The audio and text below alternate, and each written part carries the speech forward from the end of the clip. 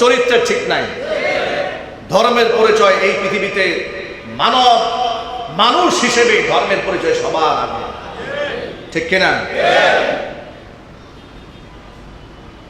আশ্চর্য হয়ে যায় মুসলমান, যে শিরকের গুনাহ এত ভয়ঙ্কর, যে শিরকের ভয়াবহতা এত বেশি, 100 বার জিনা করলে যে গুনাহ হয় তার চাইতে ভয়াবহ গুনাহ হয় একবার শিরক করলে।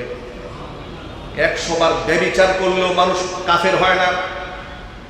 100 বার চুরি করলে সেই ব্যক্তি জাহান্নামে যাবেই, কোনো সিউরিটি নাই। আল্লাহ হয়তো ভালো কোনো কাজে তাকে ক্ষমা করতে পারে। কথা বুঝেন নাই মনে হয়? আপনি মিথ্যা কথা বলেছেন, হয়তো বা চুরি করেছেন, জেনা করেছেন, ব্যভিচার করেছেন, দুর্নীতি করেছেন, মানুষের অধিকার নষ্ট করেছেন। আল্লাহ যদি চান কোনো ভালো আমল কবুল করে, কিংবা যে বান্দার হক নষ্ট করেছেন বান্দা আপনারা ক্ষমা করে দিয়েছে, যদি আল্লাহ চান তাহলে হয়তো আপনাকে ক্ষমা করে দিতেও পারেন। কিন্তু শিরিক এত বড় ভয়াবহ গুনাহ, আল্লাহ আয়াত নাযিল করে জানিয়ে দিয়েছেন বান্দারে, ইন্নাল্লাহা লা ইয়াগফিরু আন ইউশরাকা বিহি ওয়া ইয়াগফিরু মা দুনা যালিকা লিমান ইয়াশা ওয়া মান ইউশরিক বিল্লাহি ফাকাদ ইফতারা ইসমান আযীমা। ও বান্দারে শোনান, আমি আল্লাহ ক্ষমা করব না, কশিন কালেও মাফ করব না যে ব্যক্তি আমার সাথে শরীক স্থাপন করবে, তাকে ছাড়া অন্য গুনাহ যারা করেছে, যত বড় কবিরা গুনাহ করুক না কেন, যাকে খুশি তাকে আমি আল্লাহ তাআলা মাফ করে দেব। জোরে বলেন সুবহানাল্লাহ। মাই ইউশরিক বিল্লাহ, যে আমার সাথে শরীক স্থাপন করলো, ফাকাদ ইফতারা ইসমান আযীমা, সে আমার উপরে মারাত্মক অপবাদের বোঝা চাপায় দিল। জোরে বলেন নাউজুবিল্লাহ। আচ্ছা, আপনাদেরকে একটু ছোট্ট করে বলি, কোনো ব্যক্তি যদি আপনার স্ত্রীর উপরে একটা বাজে অপবাদ আরোপ করে, আপনি তাকে ধন্যবাদ দেবেন? একটু জোরে বলেন। এই ছোট্ট এক্সাম্পলটা, এটা শিশুদের এক্সাম্পল, কিন্তু বাধ্য হয়ে বড়দেরকে শোনাতে হচ্ছে। একটু বুঝায় বলি, আপনারা বলেন, কোন মানুষ যদি আপনার মেয়েকে একটা অপবাদ দেয়, তাহলে আপনি তাকে ধন্যবাদ দেবেন? আপনাকে যদি কেউ অপবাদ দেয়, ধন্যবাদ দেবেন? আপনার ছেলেকে অপবাদ দিলে আপনি ধন্যবাদ দেন না, মেয়েকে অপবাদ দিলে ধন্যবাদ দেন না, স্ত্রীকে অপবাদ দিলে ধন্যবাদ দেন না। অথচ মুশরিকরা আল্লাহর সাথে শিরিক করছে, আপনি তারে শুভেচ্ছা দেন, আপনাকে শুভেচ্ছা জ্ঞাপন করেন। কোথায় পেয়েছেন ভণ্ডামি? আপনি শুভেচ্ছা দিলেন, ভণ্ডামি কোথায় পেয়েছেন? আপনার তো কলিজার মধ্যে আগুন লেগে যাওয়ার কথা যে আমার আল্লাহ এক। এখন সেই রবের সামনে এই সমস্ত হাড্ডি গুড্ডি বানিয়ে আপনার মানুষ তামাশা করছে, শিরিক করছে, এ তো আপনার তো কষ্ট পাওয়ার কথা। আপনি খুশি হয়ে গেলেন, আনন্দ ভাগাভাগি করলেন, আপনি গিয়া বললেন ছোটবেলায় আমরা ঢোল তবলা বাজাইতাম, আমরা একাকার, আমাদের কোনো মধ্যে বিরোধ নাই। তা আপনার মধ্যে আর আবু জেহেলের মধ্যে পার্থক্য থাকলো কোথায়? বুঝাই বলেন। যে পথে আপনি হাঁটছেন, এই পথ আবু জেহেলের পথ। আপনি যে পথে হাঁটছেন, উতবা সাইবার পথ, কাফেরদের পথ, এটা মুসলমান মুহাম্মাদের পথ নয়, উম্মতে মুহাম্মাদের পথ নয়। কোন পথে রওনা হয়েছে? কোরআন হাতে নিয়ে বলছি স্পষ্ট ভাষায় শুনেন, পৃথিবীর সমস্ত ফুকাহারা উলামারা একমত, মূর্তি পূজা সহ পৃথিবীর সমস্ত শিরিক হারাম, হারাম এবং কবিরা গুনাহ। কত বড় হারাম!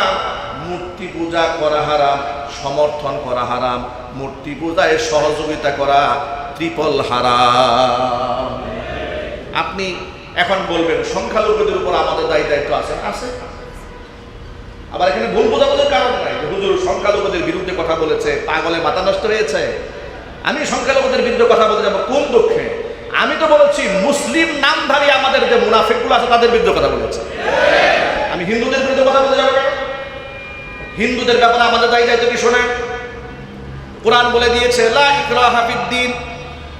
আপনি অমুসলিমকে জোর করে আপনার ধর্মে আনতে পারবেন না, আপনি আদর্শ দিয়ে দাওয়াত দিতে পারবেন।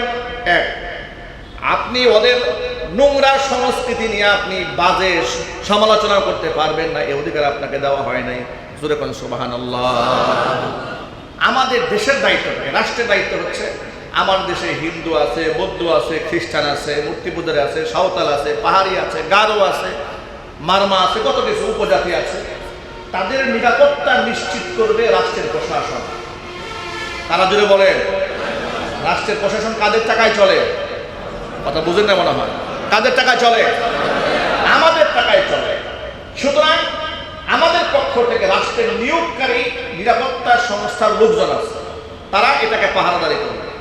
তবে কোনো দুষ্ট চক্র তাদেরকে যেন ক্ষতি করতে না পারে, ভাঙচুর করতে না পারে, জনসচেতনতা তৈরি করার লক্ষ্যে রাজনীতিবিদ যারা আছেন তারা তাদের দলের লোকদেরকে সতর্ক করবেন, অমুসলিমরা যেন তাদের ধর্মীয় উৎসব শান্তিপূর্ণভাবে পালন করতে পারে।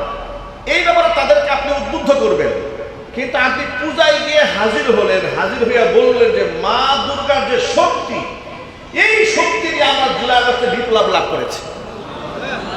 আমি অন্যান্য একথা আপনাকে শোনাতে পারবো। বাংলাদেশের বড় মাপের নেতা সে বলছে দুর্গার যে শক্তি, এই শক্তি দিয়ে নাকি স্বৈরাচারের পতন হয়েছে। আমি তো বলি দুর্গায় তো বিশ্বাসী ছিল ওই স্বৈরাচারী নিজেই। কথা বলে না কেন আপনারা? সে তো বলেছে মা দুর্গা গজে চড়ে এসেছে বলে ফসল উন্নতি হয়েছে। তাহলে দুর্গায় বিশ্বাসীকে আমার দুর্গা কেমনে বিরোধ করে? ভণ্ডামি কথা বাদ দিয়ে দেন। বরং সে নিজেই তো মূর্তি পূজারীদেরকে মোহাব্বত করেছে, ভালোবেসেছে, যার জন্য পৃথিবীর কোথাও সেই জায়গা না পেয়ে কাফের বেঈমানদের কুলে আশ্রয় পেয়েছে। কথা বলতে হবে, ঠিক কিনা বলেন? জাতির সাথে প্রতারণা করেন, ধোঁকাবাজি করেন, মুশরিকদের খুশি করার জন্য, 4-5টা ভোট ভিক্ষা করার জন্য যারা ঈমান বিক্রি করেন, আল্লাহর কসম করে বলি সে মুসলমান হতে পারে না। স্ট্রেট ফরওয়ার্ড কথা বল। কোরআন হাদিস যা বলেছে এটা আমার বাপ দাদার পৈতৃক সম্পত্তি না, আমি আমার মতো করে ব্যাখ্যা করবো, কোনো সুযোগ নাই। আচ্ছা, উমর রাদিয়াল্লাহু তাআলা আনহুর সময় মূর্তি পূজা ছিল না? এটা জোরে বলতে হবে। আল্লাহ রসুলের জামানায় মূর্তি পূজা পৃথিবীতে ছিল না? এবার আপনারা বলেন, আল্লাহ নবী সাল্লাল্লাহু আলাইহি ওয়াসাল্লাম শাসন ব্যবস্থা যখন পরিচালনা করেছেন, অমুসলিমদের পূজা মণ্ডপে গিয়ে হাজির হয়েছেন? এটা জোরে বলতে হবে। এবার আপনি জবাব দিয়ে বলেন, আপনি কি রসুলের চাইতে বেশি মানবিক? আল্লাহ রসুলের চাইতে বেশি দরদি আপনি? একটু খালি সবক শুনে আপনাদের। নবী করিম সাল্লাল্লাহু আলাইহি ওয়াসাল্লাম বসে আছেন। আনাস ইবনে মালিক রাদিয়াল্লাহু তাআলা আনহু হাদিসের রাবী, তিনি বলেন, আমরা একসাথে অনেকে বসে আছি, হঠাৎ করে দেখলাম সামনে দিয়ে একটা লাশ যাচ্ছে। লোকেরা লাশ কাঁধে বহন করে নিয়ে যাচ্ছে। নবী করিম সাল্লাল্লাহু আলাইহি ওয়াসাল্লাম লাশটা দেখে দাঁড়িয়ে গেলেন। আনাস ইবনে মালিক বলে, রাসূলকে জিজ্ঞেস করলাম, হে আল্লাহর নবী, ইন্নাহু ইয়াহুদি, এটা ইহুদির লাশ যাচ্ছে, আপনি দাঁড়িয়ে গেলেন, সম্মান করলেন। রাসূল বললেন, আলাইসা হুয়া বিনাফসিন, ইহুদি হলে কি হবে, সে মানুষ ছিল না? সুবহানাল্লাহ বলেন। সে তো মানুষ, আমি মানুষকে সম্মান দিয়েছি। আল্লাহু আকবার বলেন। রাসূলের ঘরে যাতায়াত করতো জনৈক ইহুদি বালক। ইহুদি বালক যাতায়াত করতো, রাসূলের ঘরে আসতো, মাঝে মাঝে টুকিটাকি খেদমত করতো। রাসূলের আদর্শের কাছে গোটা বিশ্ববাসী হেরে গিয়েছিল। সুবহানাল্লাহ বলেন। ইহুদি বালক রাসূলের ঘরে যাতায়াত করত। মুমূর্ষ অবস্থায় হঠাৎ অল্প বয়সের ছেলে মুমূর্ষ অবস্থায় জীবনের শেষ টাইমে চলে গেছে।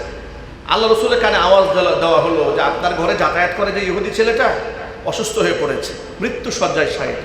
আল্লাহ নবী এক মুহূর্ত বিলম্ব করলেন না, দৌড়ি ইহুদির ঘরে গেলেন। ইহুদি বালকের পাশে গিয়া বসলেন, দেখে একেবারে জীবনের শেষ সামনে মৃত্যুর কোলে ঢলে পড়েছে। নবীজি সাল্লাল্লাহু আলাইহি ওয়াসাল্লামের ইহুদির প্রতি কত মায়া দেখেন। হুজুর তাকে বললেন, তুমি পড়ে নাও লা ইলাহা ইল্লাল্লাহু মুহাম্মাদুর রাসূলুল্লাহ। রসুলের দরদটা এই জায়গায় যে ছেলেটা আমার কাছে যাতায়াত করতো, সে কালিমা ছাড়া, তাওহীদ ছাড়া কাফের হয়ে মারা যাবে, ও তো জাহান্নামে এখন পড়বে, ও যেন জাহান্নামে না পড়ে। সুতরাং আপনার হিন্দু দুস্থ আছে, খ্রিস্টান দুস্থ আছে, বন্ধু আছে, আপনার তো এই মায়া থাকা উচিত, আমার সাথে এত মহব্বত, এত ভালোবাসা, পরকালে সে জাহান্নামে যাবে না। তাকে আপনি তাওহীদ শেখান, আল্লাহর কালাম শেখান, সততা শেখান, ইনসাফ শেখান, বুঝান, আল্লাহর একাত্মবাদকে বুঝান, জবরদস্তি নয়, মোহাম্মত দিয়ে বুঝান। এরপরেও যদি না বুঝে, ফয়সালা কার হাতে? কিন্তু সেটা না। আপনি কি করেন, তারা বুঝাবেন তো দূরের কথা, আপনি এমন কাজ করলেন, হিন্দু মনে মনে চিন্তা করে আমি যা করতেছি তো ভালোই করতেছি। কথা বলেন মনে হয়। আল্লাহ রাসূল তাকে বললেন তাওহীদের কালিমা গ্রহণ করো।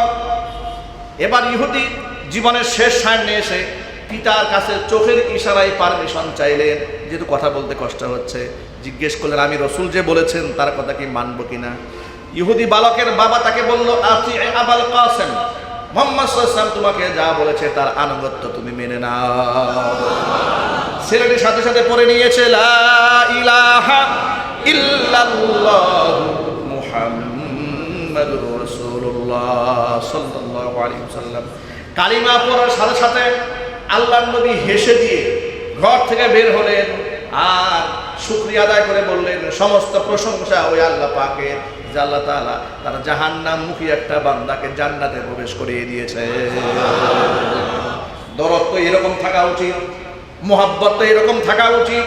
আপনি তো এর চেয়ে রসুলের চাইতে মানবিক হতে পারবেন না। নবীজি বলেছেন তুমি যদি মুসলমান হয়ে থাকো, মুসলমানদের দেশে অমুসলিমরা যদি থাকে তারা জানে তার মালের নিরাপত্তা এমনভাবে দিতে হবে মান কতালা মুআহাদান, ইচ্ছা করে যদি অমুসলিম কেউ হত্যা করে লাম ইয়ারিহি রাইহাতাল জান্নাহ, সে জান্নাতে যাবে দূরের কথা কিয়ামতের দিন ওই মুসলমান অমুসলিমকে হত্যা করেছে বিনা অপরাধে জান্নাতের খুশবু পর্যন্ত নাকের মধ্যে পাবে না।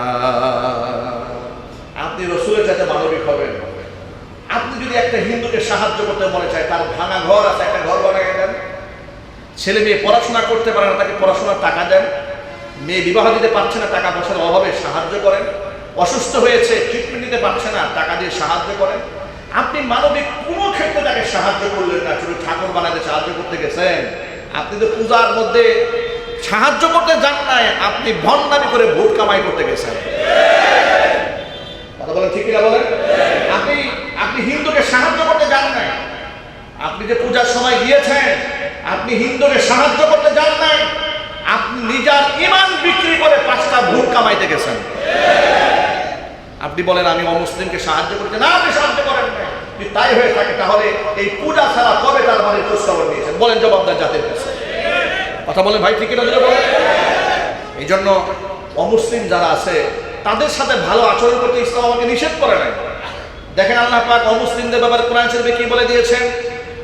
আল্লাহ তাআলা সূরা মুজাদালার মধ্যে 28 নম্বর পরে স্পষ্ট জানিয়ে দিয়েছেন লা ইয়ানহাকুমুল্লাহু আনিল্লাযীনা লাম ইখরিজুকুম মিন দিয়ারিকুম, অবশ্যই আল্লাহ তাআলা তোমাদেরকে বারণ করেন নাই, নিষেধ করেন নাই।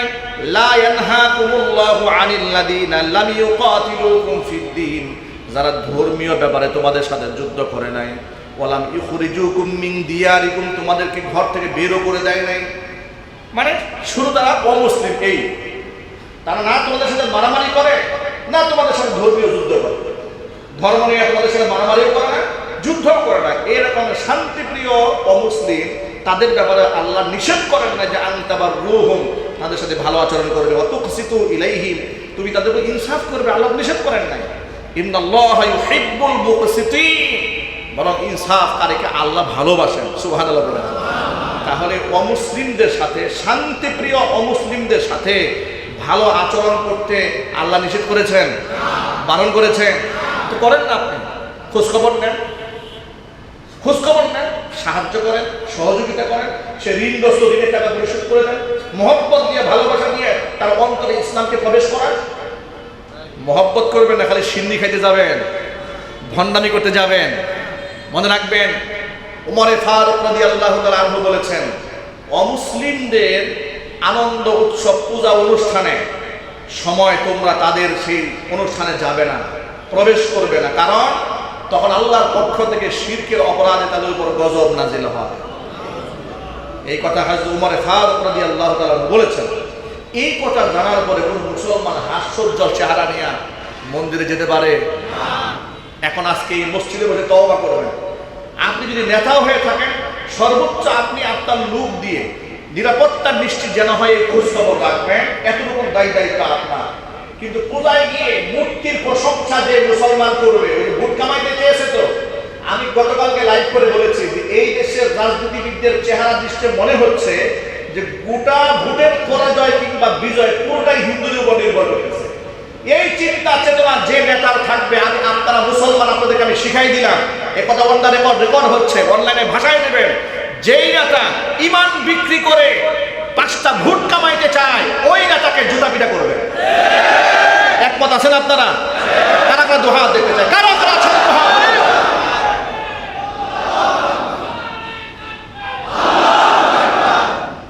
তাওহীদের ক্ষেত্রে শিরকের বিরাট কথা। কিয়ামতের দিন কি জবাব দেবেন আল্লাহর কাছে?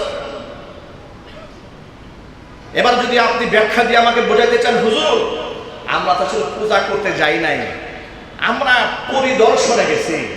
আপনি জুব্বা পরে, পাগড়ি পরে, টুপি মাথায় দিয়ে দলে দলে, গতকালকে গাজীপুরে, পরশুতে আমি বাজারে গিয়েছি ব্যক্তিগত কাজে। এক দোকানদার আমাকে ডেকে বলছে, হুজুর মাসালা তো উল্টায় গেছে তাহলে না? বললাম ভাই কি হয়েছে? দলে দলে হুজুররা যাচ্ছে পূজায়, এই দৃশ্য তো আগে দেখি নাই। হুজুরা দলে দলে পূজায় যাচ্ছে, তাই নাকি? বলে হ্যাঁ। আচ্ছা আমি এক সেকেন্ডের জন্য যুক্তি তর্কে মেনে নিলাম যে আপনি পূজা করতে যাচ্ছেন না, ঠিক আছে, আপনি শিরক করতে যাচ্ছেন না।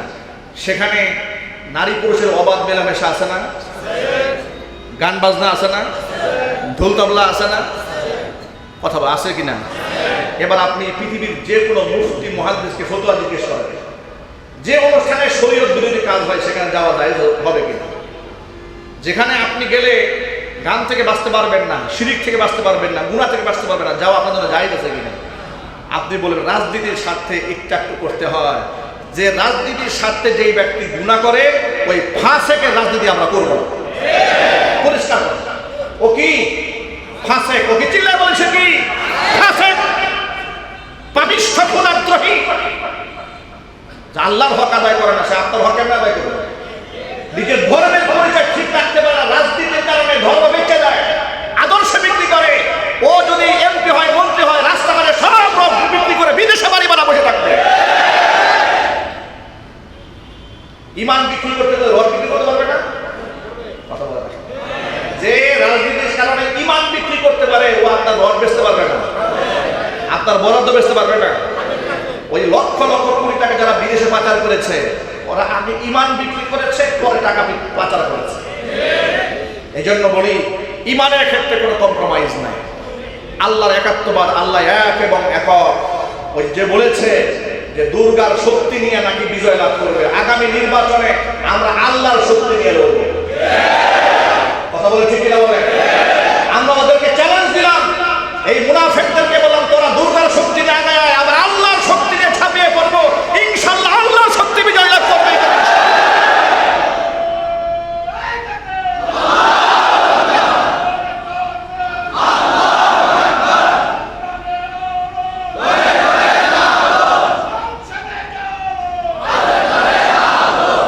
সুতরাং এবার আপনারা বলেন, শিরকের সাথে মুসলমানের সম্পর্ক আছে? আরো জোরে বলেন। আমাকে যদি জবাই করা হয়, আমি শিরকের সাথে কম্প্রোমাইজ করব। আমি দুঃখজনক বাস্তবতা বলছি, অনেক আলেমরা এই ব্যাপারে নীরব, কথা বলে না। কথা বলে না মনে করে যদি মিম্বার থেকে চাকরি চলে যায়, এও তো আল্লাহর গোলামি করে না, চাকরির গোলামি করে। ঠিক কিনা জোরে বলে? রিজিকের মালিক কে? রিজিকের মালিক কে? সম্মান দেওয়ার মালিক কে? সে আল্লাহকে বাদ দিয়ে মূর্তির পিছনে দৌড়াবেন? আল্লাহ হেদায়েত দান করুন। জোরে বলেন আমিন। আমি গতকালকে লাইভে বলেছি যে ইমাম সাহেব মূর্তি পূজায় গেছে, তার পিছনে নামাজ পড়া জায়েজ নেই, হারাম। কথা ঠিক জোরে বলেন। যে আলেম মূর্তি পূজায় গেছে, ওর ইফতিদা করা জায়েজ নাই। জাতির সামনে তার তওবা করতে হবে, তার ইসলামকে নবায়ন করতে হবে। যদি বলে পূজা করতে যাই নাই, তো কি সহযোগিতা করতে গেছেন? আচ্ছা ধরে না, পূজা করতে যান নাকি? সহযোগিতা তো হয়েছে। আচ্ছা উপস্থিত হওয়া কি সহযোগিতা নয়? কোরআন কি বলে সে শোনেন, সূরা মাইদায় বলেছে